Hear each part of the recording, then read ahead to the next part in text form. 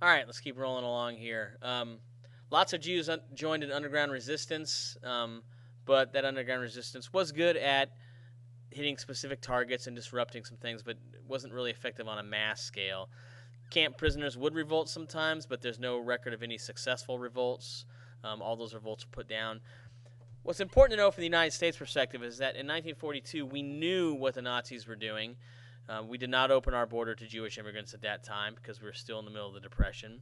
The press did very little reporting on this problem.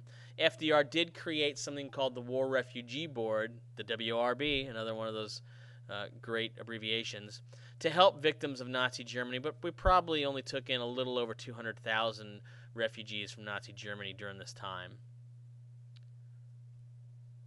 Next slide.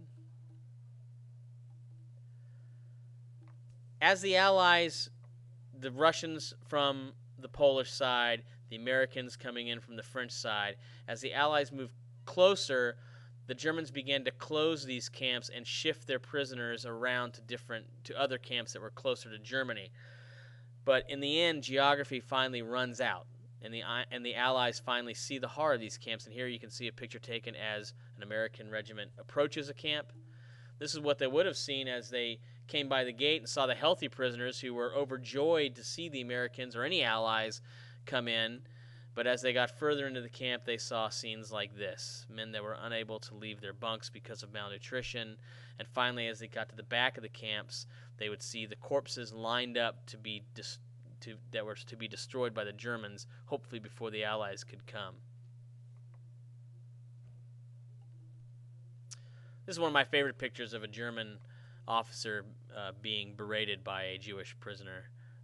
How great it must have felt for that Jew to finally be able to point the finger at this guy and tell him how he really felt.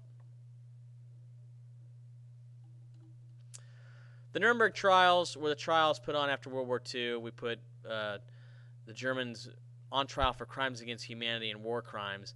Lots of Nazis were put on for this. Lots of Italians were put to trial for this too. The problem was that one of the claims we set as a ground rule for the Nuremberg trials is that no one could claim they were only following orders. One of the ground rules of the Nuremberg trials is your humanity supersedes your allegiance to any state. So the idea that you would kill someone who was innocent because you were ordered to would not be a defense that could be used in the Nuremberg trials. Here you can see pictures of Nazis right before they were hung.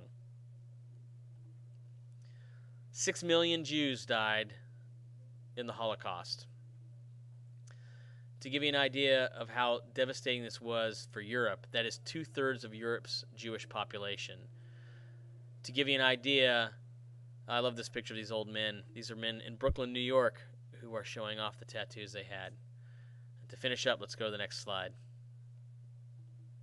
Oh, I guess I am finished. Congratulations, you made it through the lecture.